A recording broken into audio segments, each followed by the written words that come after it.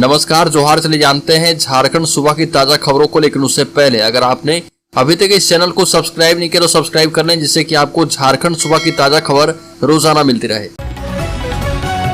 पहली बड़ी खबर, ओडिशा के बालासोर रेल हादसे से बचकर गांव लौटा पवन। दूसरे के शव को अपना बेटा समझकर लौट आए थे परिजन। अचानक जिंदा घर लौटा बेटा तो खुशी से छलक उठे आंसू। ओडिशा के बालासोर रेल हादसे में झारखंड के कई लोग बाल बाल बचे हैं। इस हादसे में कई घायल लोगों को मरा हुआ समझ लिया गया था। इस हादसे में घायल पवन जब घर लौटा तो सभी हैरान रह गए। गांव में बात फैल गई थी कि इस हादसे में पवन की मौत हो गई है। गिरिडीह के पवन भुइयां अपने घर गामा के पथलडीहा पहुंचा और उससे मिलने के लिए दिन भर लोगों का हुजूम लगा रहा। पूर्व विधायक से लेकर अन्य जनप्रतिनिधियों ने उससे मुलाकात की है। पवन ने हादसे के संबंध में विस्तार से बातचीत की और कहा कि अपने घर से चेन्नई जाने के लिए निकला था। पश्चिम बंगाल के शालीमार रेलवे स्टेशन से वह कोरोमंडल एक्सप्रेस पर चढ़कर चेन्नई के लिए रवाना हो गया। इसी बीच लगभग शाम 7 बजे ट्रेन दुर्घटनाग्रस्त हो गई। बड़ी खबर, 12 जून को होगी नए हाईकोर्ट भवन में सुनवाई। पहले ही दिन बैठेगी संविधान पीठ। इस मामले पर होगी सुनवाई। जनहित याचिका भी सूचीबद्ध कर लिया गया है।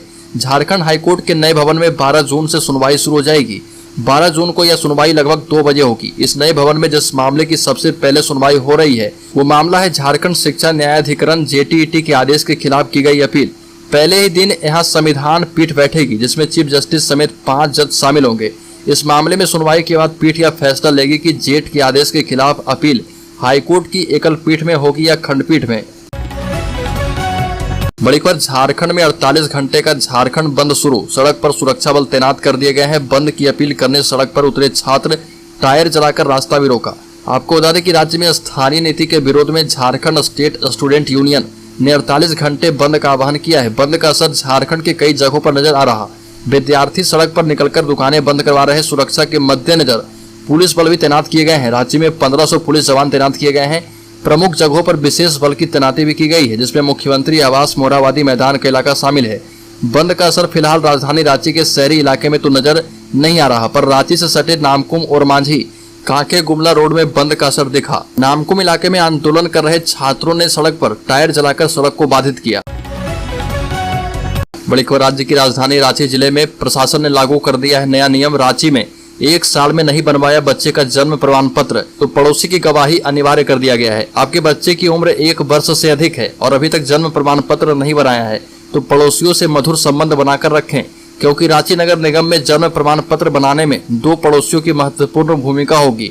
दरअसल 1 साल के बाद जन्म प्रमाण पत्र बनवाने के लिए प्रशासन ने नया नियम लागू कर दिया है। इसके तहत आवेदन देते समय आपको 2 गवाहों को कार्यपालक दंडाधिकारी के सामने खड़ा करना होगा, लेकिन गवाह परिवार का सदस्य और ना ही रिश्तेदार होना चाहिए। शर्त के मुताबिक पड़ोसी ही बताएंगे कि बच्चे का जन्म कब और कहां हुआ था और इसी गवाही पर जन्म प्रमाण पत्र बनाने की स्वीकृति मिलेगी। बड़ी खबर, 60-40 नियोजन नीति के खिलाफ झारखंड बंदी के दौरान छात्र नेता ने कहा कि सरकार हमारी बातें नहीं सुन रही है। आपको बता दें कि झारखंड राज्य छात्र संघ ने राज्य सरकार की नौकरियों में स्थानीय लोगों के लिए 100% आरक्षण की मांग को लेकर बंद बुलाया था। ये बंद 48 घंटे के लिए बुलाया गया है। नियोजन नीति के मुद्दे पर झारखंड के आदिवासी स्वतंत्रता सेनानी बिरसा मुंडा की पुण्यतिथि पर छात्र संघ ने विभिन्न जिलों में मशाल जुलूस भी निकाला है। बड़ी खबर, झारखंड पेरेंट्स एसोसिएशन के अध्यक्ष ने मुख्यमंत्री हेमंत सोरेन को लिखा पत्र। झारखंड में शिक्षा न्यायाधिकरण के गठन की मांग। झारखंड पेरेंट्स एसोसिएशन के अध्यक्ष अजय राय ने मुख्यमंत्री हेमंत सोरेन को पत्र लिखकर शिक्षा न्यायाधिकरण के गठन की मांग की है।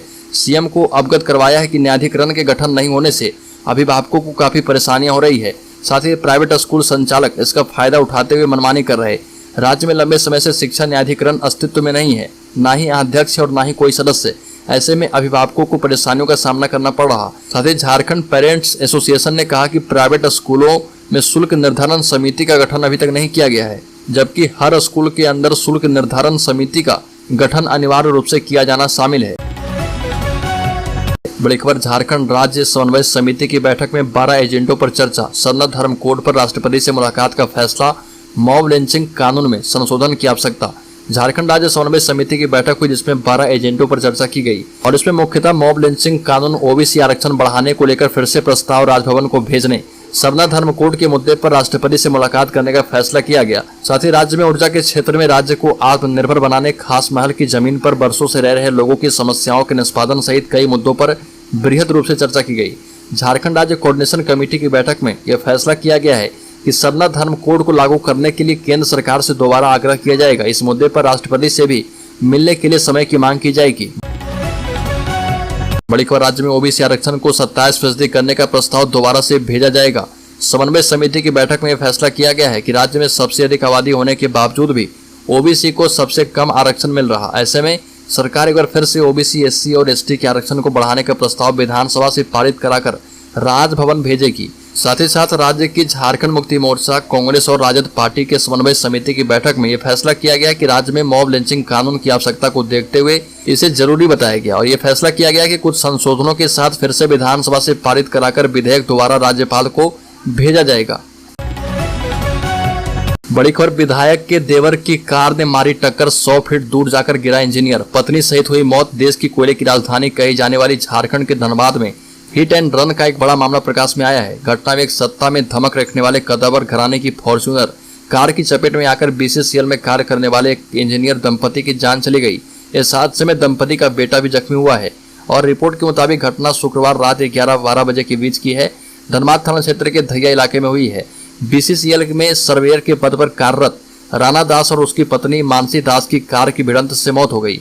राणा के भाई ने बताया कि राणा अपने बेटे ऋषभ दास को दिखाने के लिए डॉक्टर के पास गए हुए थे। उनकी पत्नी भी साथ थी।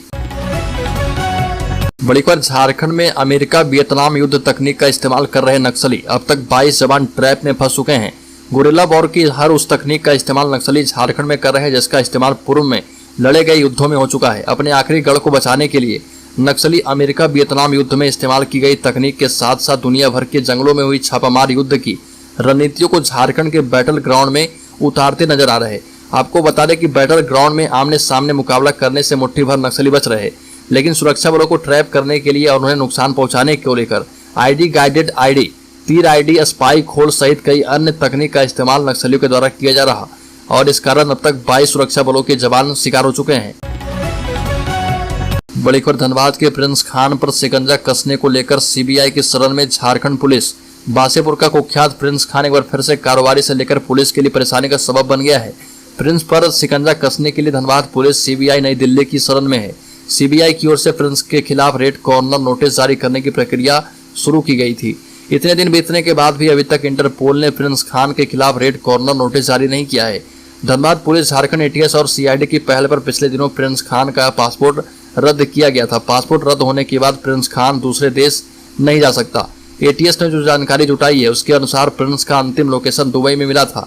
धनबाद पुलिस के साथ साथ राज्य और केंद्रीय एजेंसियों का फोकस अब प्रिंस खान पर इंटरपोल के जरिए दबाव बढ़ाना है।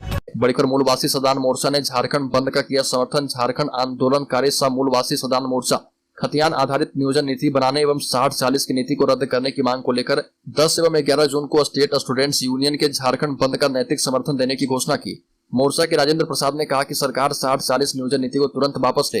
ये भी कहा कि खतियान आधारित नियोजन नीति एवं स्थानीय नीति को लेकर मूलवासी सदान मोर्चा लंबे समय से आंदोलन करते आ रहा। अब छात्र भी खुलकर सामने आ गए हैं, यह बात अच्छी है। ये भी कहा कि झारखंड सरकार जब तक अपनी स्थानीय नीति और नियोजन नीति नहीं बना लेती है तब तक झारखंड में होने वाली नियुक्ति का आधार संयुक्त बिहार में बनी नियोजन नीति को ही लागू करे जो कि खतियान आधारित है।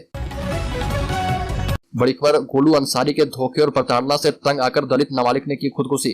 झारखंड सरकार पर मरांडी ने दागे सवाल। झारखंड की राजधानी रांची में लव जिहाद का शिकार हुई 17 वर्षीय दलित लड़की ने आखिरकार आत्महत्या कर ली। गोलू अंसारी नामक युवक ने अपने आप को हिंदू बताते हुए पीड़िता को प्रेम जाल में फंसाया था। इसके बाद लड़की से शादी कर उस पर इस्लाम कबूलने का दबाव डालने लगा था। गोलू अंसारी के दबाव और प्रताड़ना से तंग आकर लड़की ने ये कदम उठाया।